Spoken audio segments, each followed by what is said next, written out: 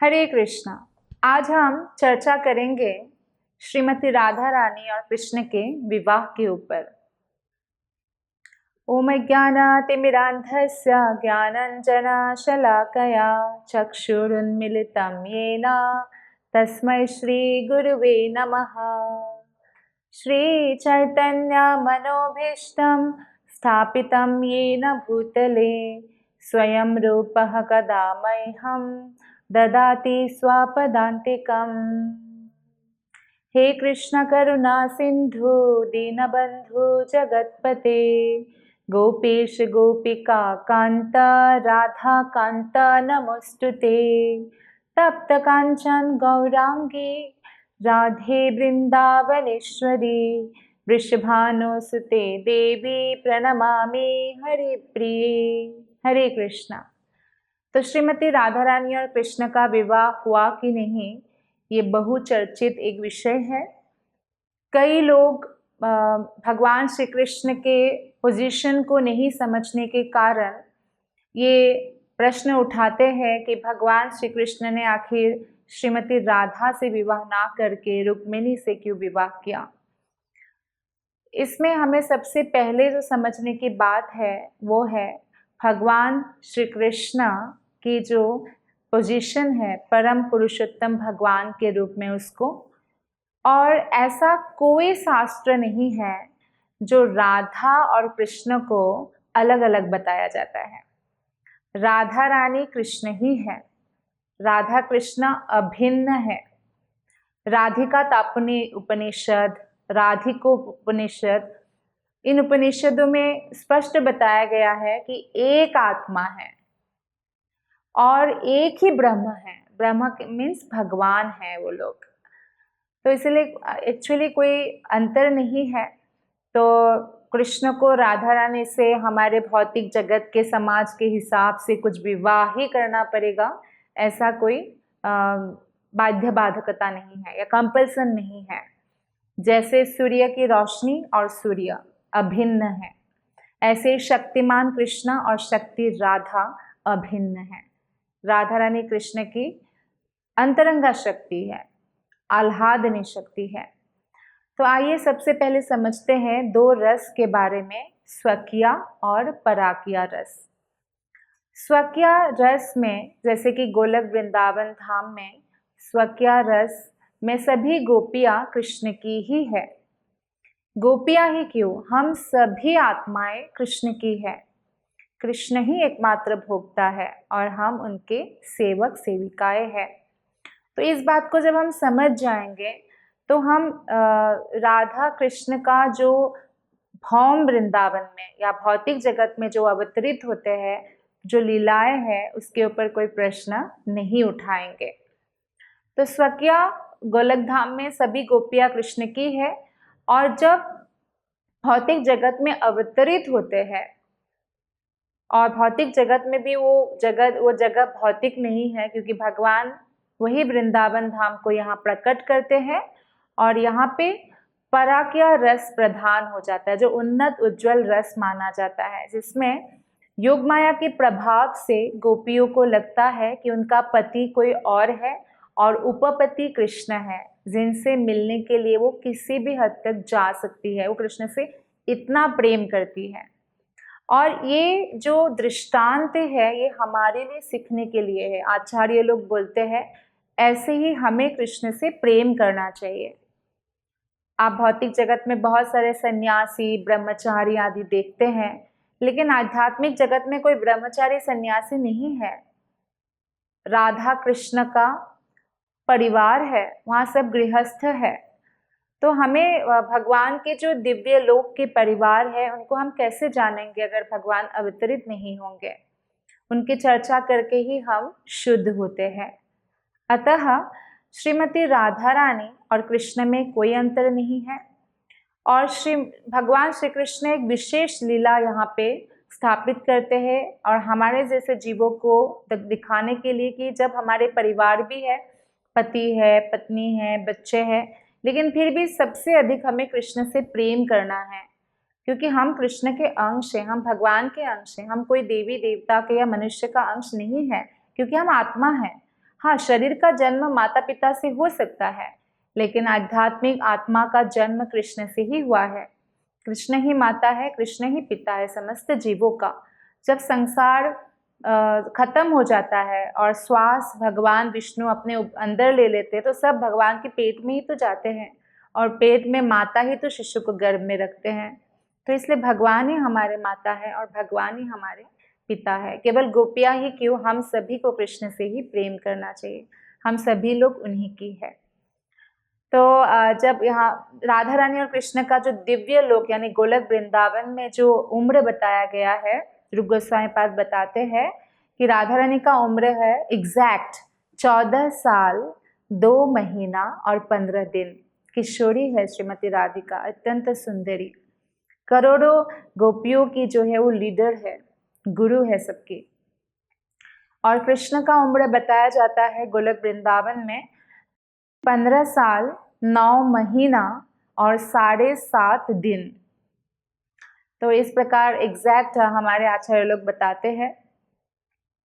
और गोवर्धन लीला भी जब हुआ था उसका भी एग्जैक्ट बताया जाता है, वो भी 7 साल कुछ महीना हुआ था, कुछ दिन हुआ था, तब उन्होंने गोवर्धन उठाया था।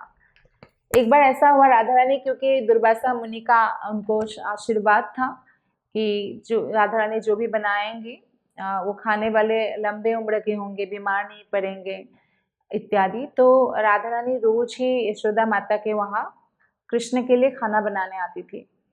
तो जब आती थी तो एक दिन यशोदा मैया ने हल्दी का लेप घोल रखा था, तो राधा रानी के हाथों में भी लगा दिया।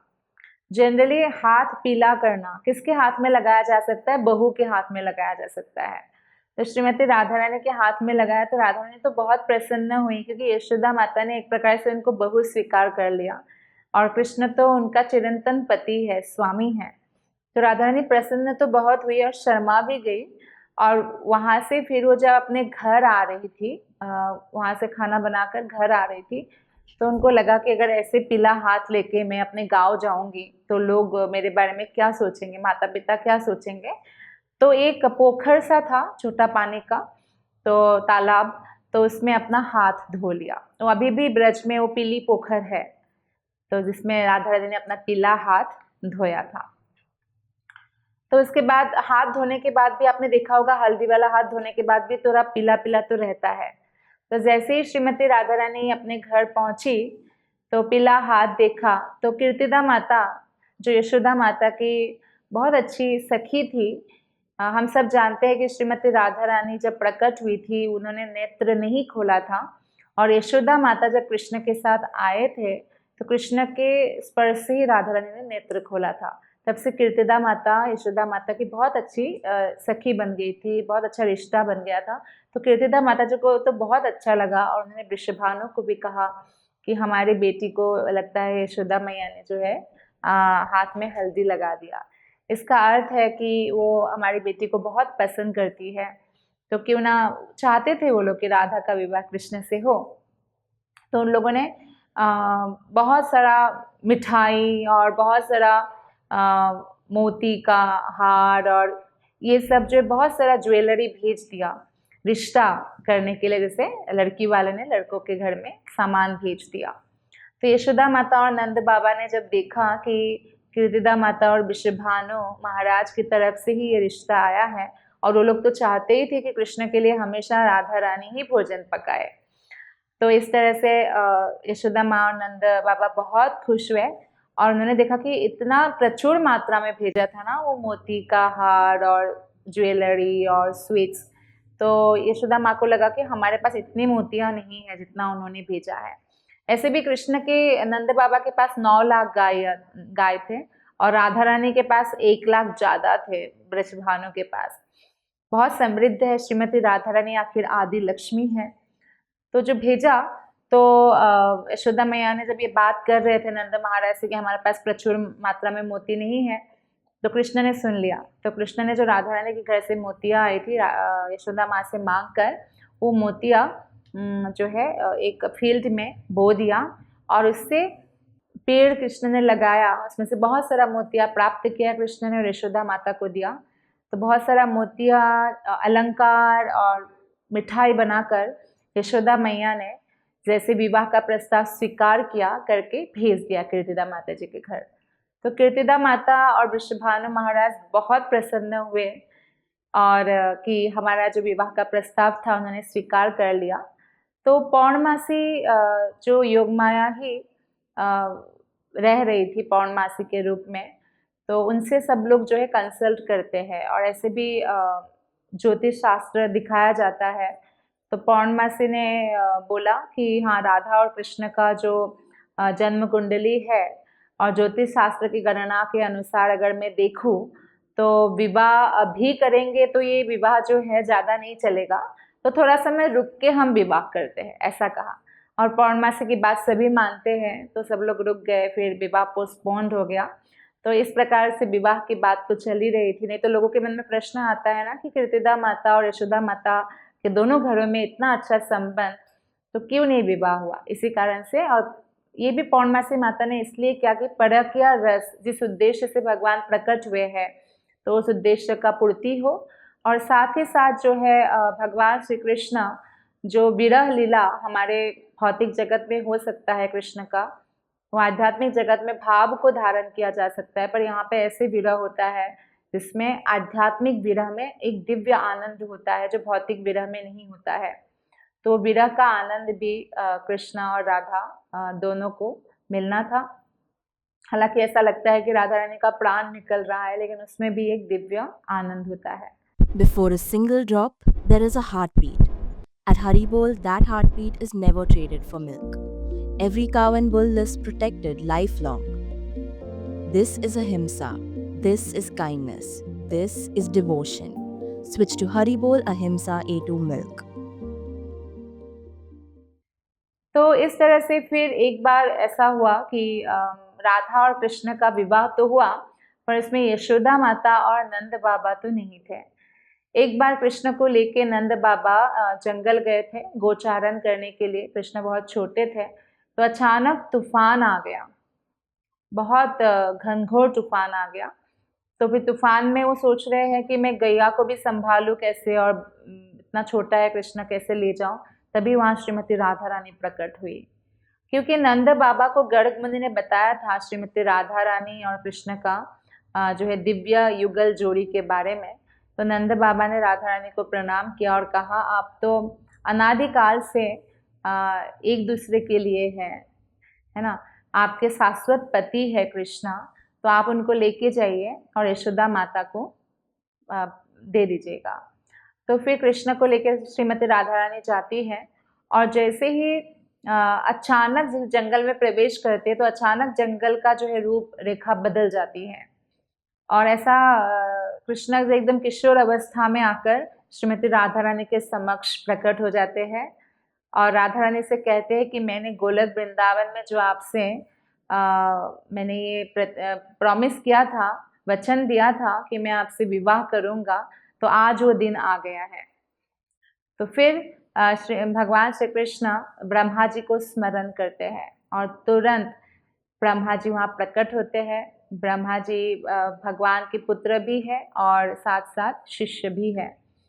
तो ब्रह्मा जी प्रकट होकर सबसे पहले श्रीमती राधा रानी के अपने कमंडलू के पानी से श्रीमती राधा रानी के चरण पखारते हैं और राधा रानी को प्रणाम करते हैं।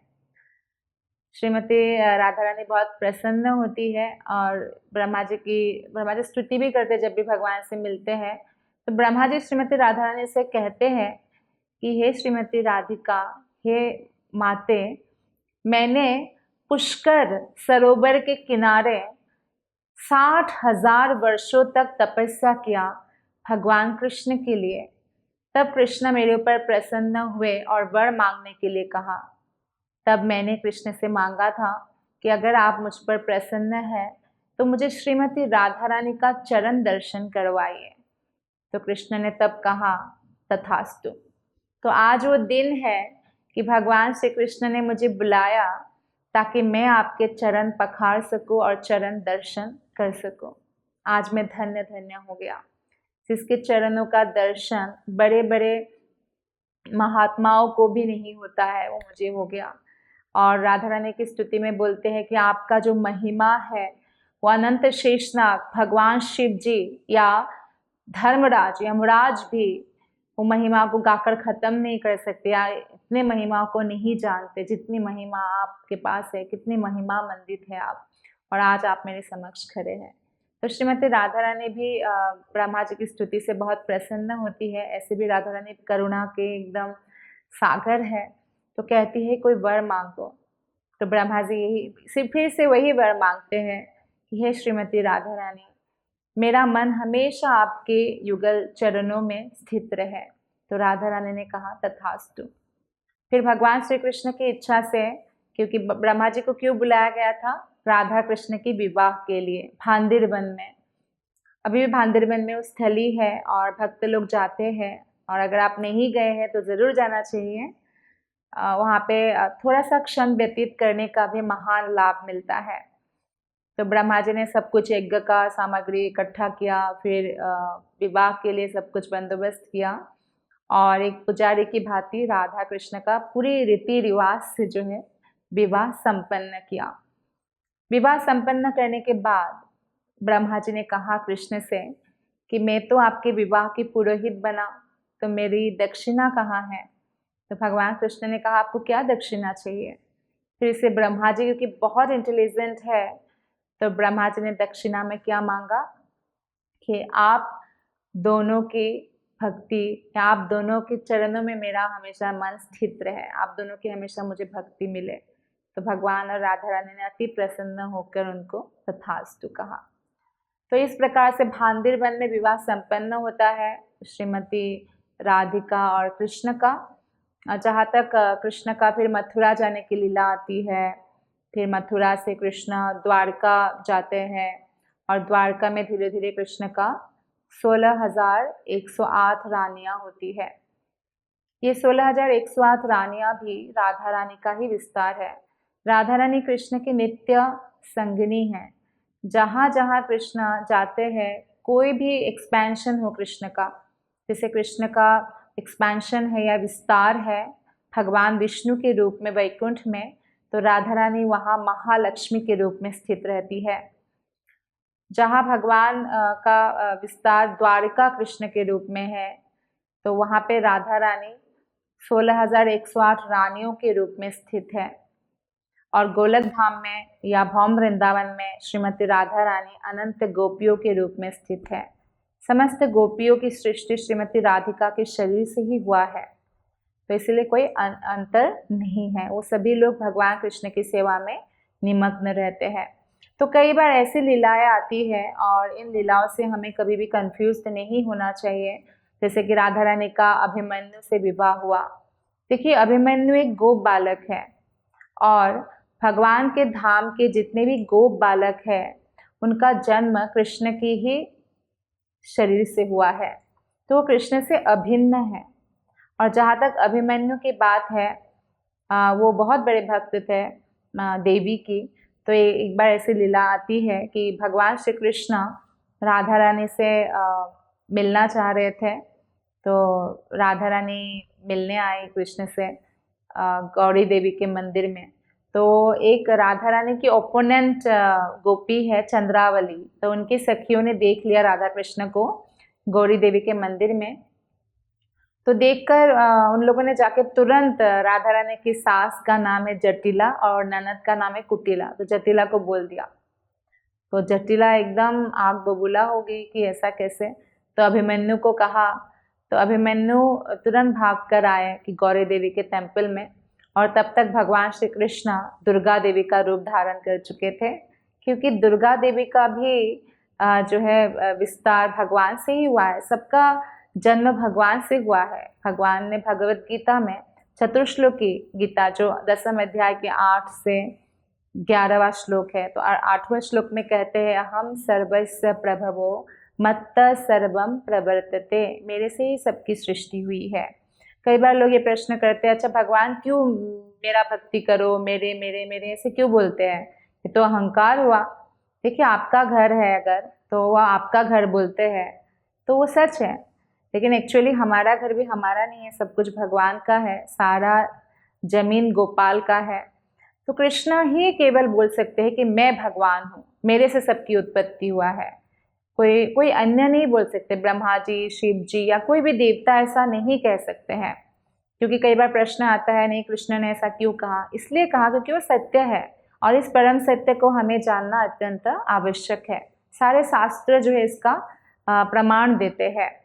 तो इस प्रकार भगवान दुर्गा देवी का रूप धारण किया और राधा रानी उनके चरणों में फ्लावर चढ़ा रही है, आराधना कर रही है। तो अभिमन्यु बहुत प्रसन्न हुए देखकर।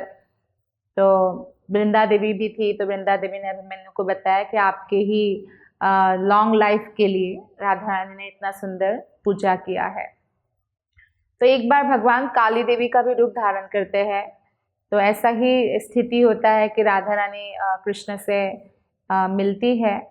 तो जो कुटिला है वो देख लेती है कुंज में कि राधा कृष्ण जो है फूलों से सजाया हुआ एक शैया में बैठे हुए हैं दोनों। तो जाके भैया अभिमन्यु को बोल देते हैं। तो अभिमन्यु तब भी आते हैं। तो तब भी भगवान श्री कृष्ण सुंदर काली देवी का रूप धारण करते हैं। एक्चुअली भगवान कृष्ण ही काल है या समय है और काल ही फिर काली रूप धारण करते हैं। तो फिर तब भी अभिमन्यु देखते हैं कि कुटिला ने जो बोला वो झूठ है। एक्चुअली श्रीमती राधिका जो है काली देवी की पूजा कर रहे हैं मेरी ही भलाई के लिए, क्योंकि जैसे हर सास अपने बेटे की भलाई के लिए कुछ ना कुछ पूजा पाठ बहू से करवाते हैं, तो जटिला भी हमेशा राधा रानी से ऐसे पूजाएं करवाती थी। तो इस प्रकार एक बार ऐसा भी होता है कि सूर्य पूजा हम देखते हैं, राधा रानी सूर्य पूजा करती है, क्योंकि ये बात भी जो है उनको पौर्णमासी ने बताया था कि सूर्य पूजा करने से जो है बहुत सारे धन और बहुत सारे गैया प्राप्त होंगे, आपके घर के लिए अच्छा है। तो फिर राधा रानी को सूर्य पूजा के लिए अनुमति दिया हुआ था उनके सास जटिला ने, और फिर राधा रानी अपने सखियों के साथ सूर्य पूजा करने जाती थी और इसी बहाने भगवान श्री कृष्ण से मिलती थी। तो ये जो समस्त लीलाएं हैं ये भगवान श्री कृष्ण का और श्रीमती राधा रानी का, इन्हें हम साधारण बुद्धि से नहीं समझ सकते हैं। तो हमें हमेशा भगवान के चरणों में यही प्रार्थना करना चाहिए कि हम भक्ति में निरंतर आगे बढ़े और सभी को भगवान की लीलाओं को समझने के लिए नित्य हरे कृष्ण कृष्ण कृष्ण हरे हरे, हरे राम राम राम हरे हरे महामंत्र का कम से कम 16 माला करना चाहिए और हमेशा आध्यात्मिक गुरु के आश्रित रहना चाहिए। आप सबका बहुत बहुत धन्यवाद। हरे Krishna. Before a single drop, there is a heartbeat. At Haribol, that heartbeat is never traded for milk. Every cow and bull is protected lifelong. This is ahimsa. This is kindness. This is devotion. Switch to Haribol Ahimsa A2 Milk. ऐसे ही और भक्तिमय कार्यक्रमों के लिए देखिए हरे Krishna television और इसे प्राप्त करने के लिए आप अपने केबल अथवा DTH ऑपरेटर से संपर्क करें तथा और अधिक जानकारी के लिए आज ही डायल करें 7666 839 839।